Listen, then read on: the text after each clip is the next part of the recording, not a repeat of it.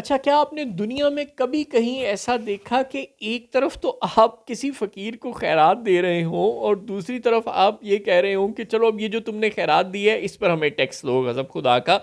एक तरफ तो आप ये कह रहे हैं कि हमारा शुक्रिया अदा करो, हमारी बल्ले बल्ले करो, हमारे एजाज़ में तकरीबात मुनक्किद करो, सड़कों पे हमारे एजाज़ में पोस्टर लगाओ क्योंकि हमने किसान कार्ड की तादाद 5 लाख से बढ़ाकर 7.5 लाख कर दी है। यानी आप किसानों को सब्सिडी देंगे, यानी कि आप उनकी माली इमदाद करेंगे किसान कार्ड के ज़रिए। आप कहते थे कि जी पहले हम पंजाब के 5 लाख किसानों को किसान कार्ड दे रहे थे, अब हम 7.5 को दे रहे हैं। यानी कि आप ये एक्नॉलेज कर रहे हैं, ये एंडोर्स कर रहे हैं कि किसान इतना गरीब है, उसको इस कदर नामवाफिक सूरत हाल का सामना है कि उसके पास तो इतने पैसे ही नहीं हैं कि वो ख़ुद से फसल को काश्त कर सके और फिर उस फसल से मुनाफा कमा सके। उसके प्रॉफिट मार्जिन इतना थोड़ा हो गया कि आप उसे इमदाद दे रहे हैं किसान कार्ड की शक्ल में, और दूसरी तरफ आप किसानों पर टैक्स लगा रहे हैं।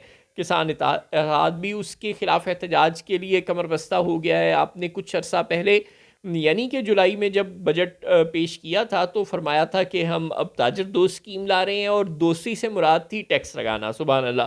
लिहाजा आप ताजरों पर, छोटे ताजरों पर भी फिक्स टैक्स की स्कीम लेकर आए थे, वो स्कीम बुरी तरह फ्लॉप हो गई।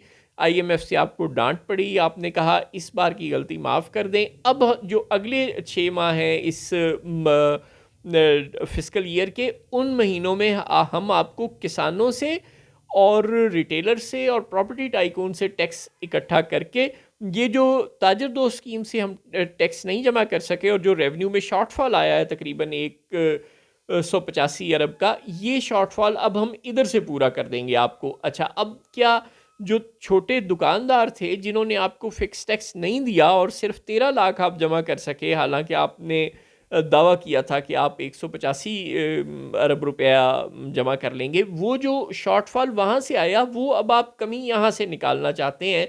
किससे? बड़े जागीरदारों से तो आप टैक्स नहीं ले सकते, उनका ताल्लुक तो या पाकिस्तान पीपल्स पार्टी से है, और जो बच जाते हैं उनका नून लीग से, और अगर इन दोनों से भी बच जाएंगे तो फिर कुछ जजों के और कुछ जर्नैलों के और कुछ ब्यूरोक्रेट्स के रिश्तेदार होंगे। लिहाजा उधरों से ना ही समझो।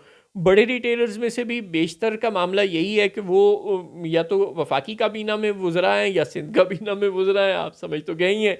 लिहाजा उधरों ही ना ही समझो। और प्रॉपर्टी टाइकून्स का तो बराह रास्त ताल्लुक रावलपिंडी से होता है अक्सरियत का, और जो बच जाते हैं उनका ताल्लुक रायवंड से और लाड़काना से होता ही होता है। लिहाजा उधरों ही ना ही समझो। तो फिर आप अब ये सोच रहे हैं कि जो आप ताजरों से यानी दुकानदारों से यानी गली मोहल्ले की दुकानों से टैक्स नहीं जमा कर सके, अब वो शॉर्टफॉल रेवेन्यू का आप पूरा करेंगे छोटे किसानों से टैक्स लेकर। और एक तरफ आप उन्हें सब्सिडी दे रहे हैं किसान कार्ड की शक्ल में, दूसरी तरफ आप उनसे टैक्स जमा करने का लारा आईएमएफ को दे सकते हैं, लेकिन ग्राउंड रियलिटी ये है कि वहाँ से भी आपको टैक्स नहीं मिलने वाला। रेवेन्यू का शॉर्टफॉल इसी तरह बढ़ेगा और इवेंचुअली आप पेट्रोलियम लेवी और बिजली में और गैस पर टैक्स लगाकर और सेल्स टैक्स टाइप टैक्सेस लगाकर ये कमी तो पूरी कर लेंगे, लेकिन खामखा किसानों को अपने खिलाफ कर लेंगे। किसान एजिटेशन शुरू करेंगे, एहतजाज करेंगे, फिर सड़कें ब्लॉक करेंगे, फिर आप दफ़ा 44 गाएंगे, फिर आप आंसू गैस के शेल फायर करेंगे, फिर आप अपना और वोट ख़राब करेंगे, फिर आप और रावलपिंडी की बैसाखियों के मोहताज हो जाएंगे, फिर और लोग तहरीक इंसाफ की जानिब माइल हो जाएंगे,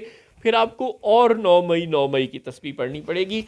तो सोच लें, ये जो आपने सौदा करने जा रहे हैं ये बहुत घाटे का लगता है।